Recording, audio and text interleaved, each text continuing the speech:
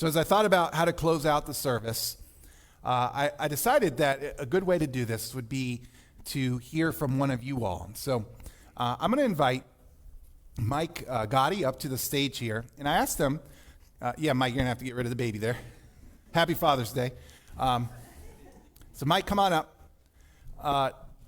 So I've known Mike for a number of years, and Mike has just really grown over the past year or so.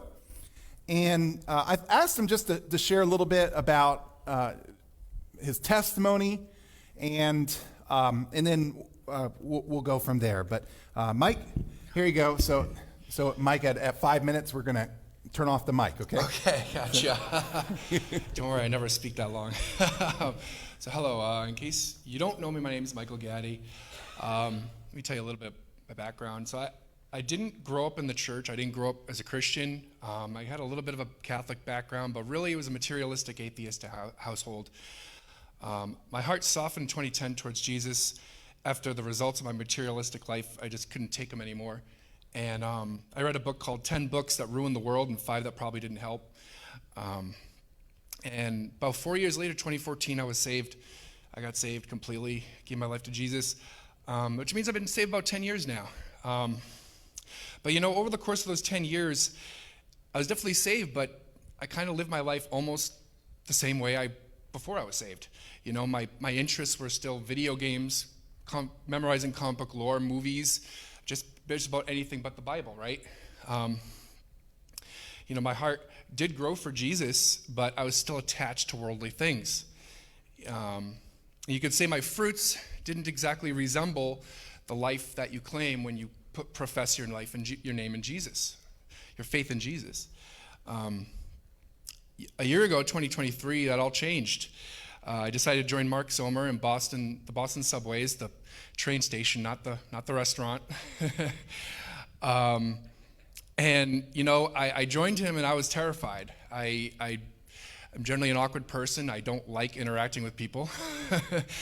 And I told him, I was like, maybe I'll just watch you. Maybe I'll hand out tracts. I don't know. He's like, whatever you want to do, whatever you're comfortable with is fine, right? The Holy Spirit came over me. I ended up preaching in front of the people that were there. I preached my heart out. And since then, as some of you might know, I have my own evangelistic ministry now where I talk to people. It's weird because it's still hard for me. It's only the Holy Spirit. It's only through the power of Jesus that I can do any of this. But not only that, my life has changed as well in my family life, in my own interests. I'm not interested in video games anymore. I'm not interested in comic books. I'm not interested in movies.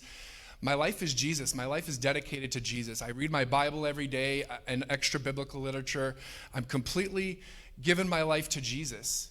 And it's not in your own power. It's only through the Holy Spirit that happens to you.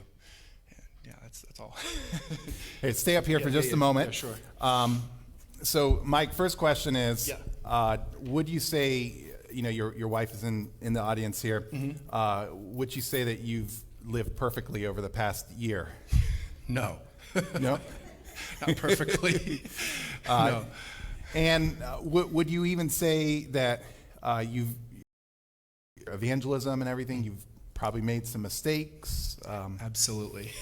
So what we're talking about here is not necessarily perfection, or even I didn't bring him up here to say be like Mike. Please don't. I brought him up here to show what can happen to someone if they obey God. Because the way he described it a year ago, he started preaching the Holy Spirit, he said, came upon you. I would describe that as obedience. He started obeying God. And as he started obeying God, the Holy Spirit began to work more powerfully in his life. And that's obedience is the avenue for fruit to come out. And so again, not perfectly, not perfect you, not perfectly for me, not perfectly for anyone else. But that's what I want to challenge you all with. That it's okay even to like video games still. But he likes Jesus more than video games, and that's what we're striving for. Yes. So, if he were to one day start playing a video game with his kid, it's not like he backslidden here. Right. But he loves video games or he loves Jesus more than video games. That's right. And, over the past year, I've just seen so much growth in you.